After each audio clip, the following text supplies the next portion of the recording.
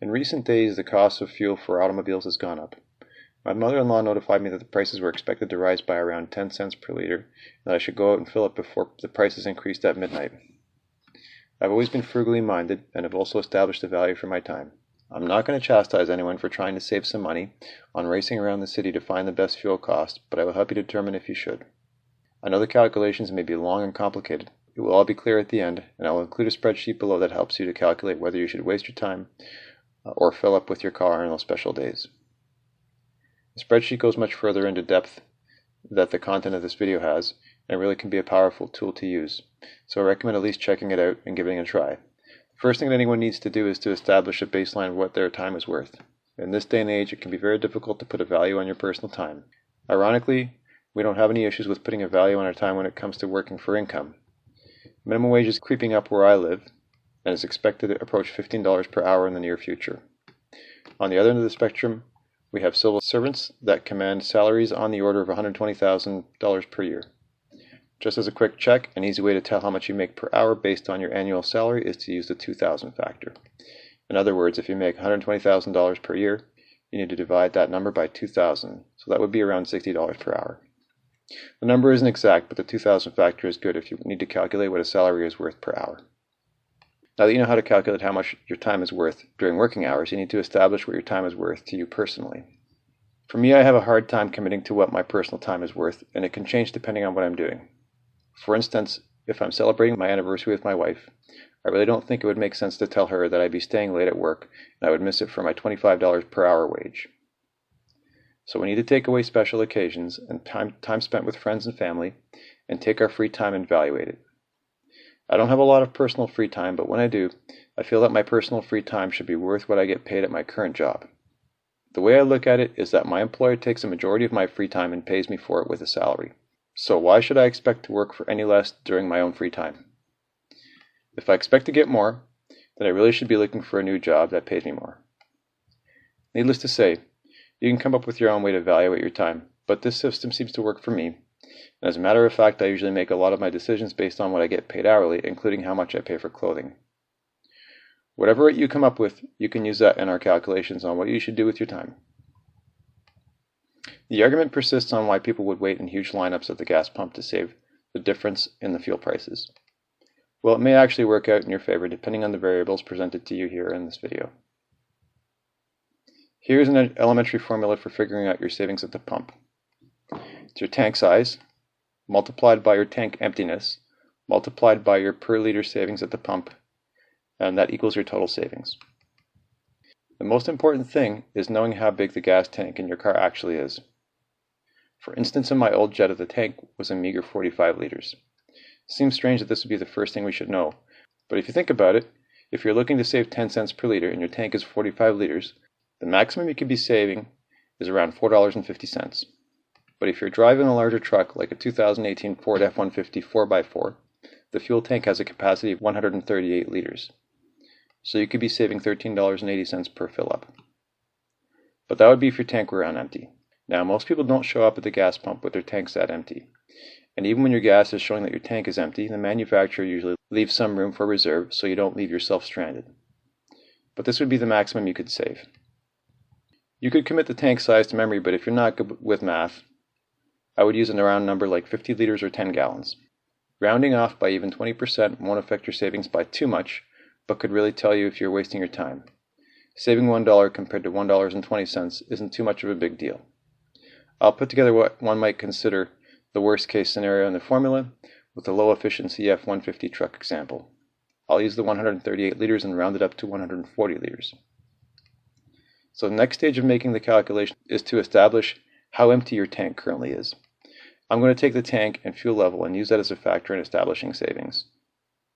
This is a lot to consider, and it's no wonder there is so much controversy surrounding this task.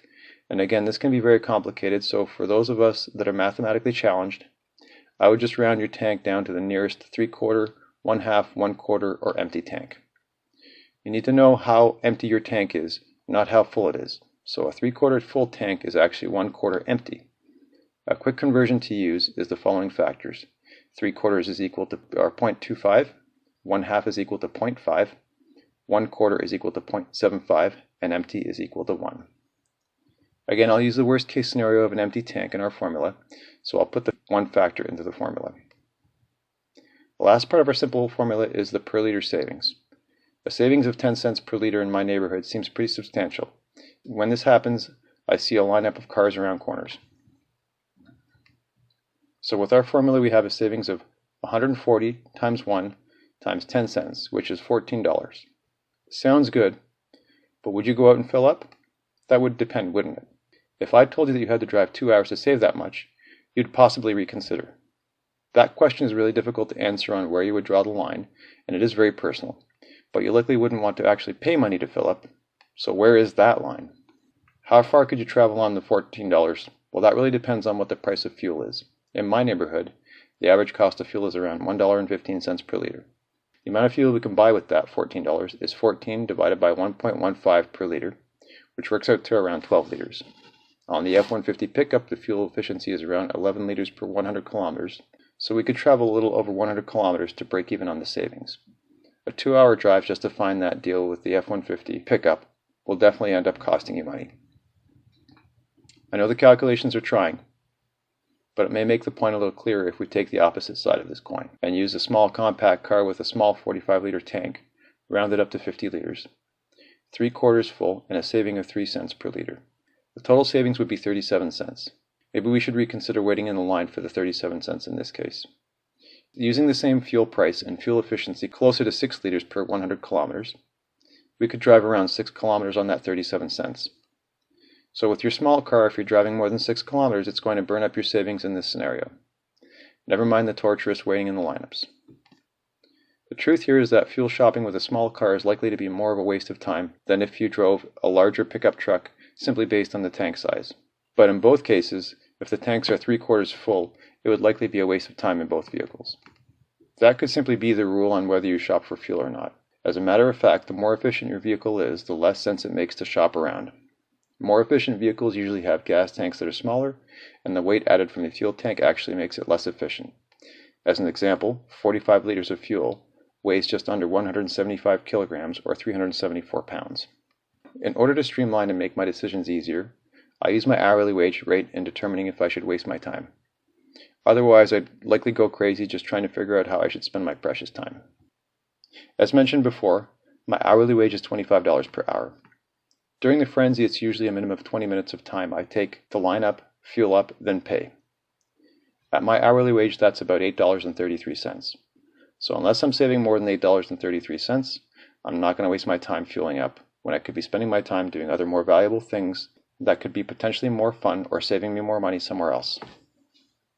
My tank size is 45 liters, so the savings are less than 18 cents per liter. I don't feel it's worth my time, and my tank would have to be on empty for it to be worth it, and likely my tank would already be half full. So if the savings aren't closer to 36 cents per liter, it wouldn't be worth my time.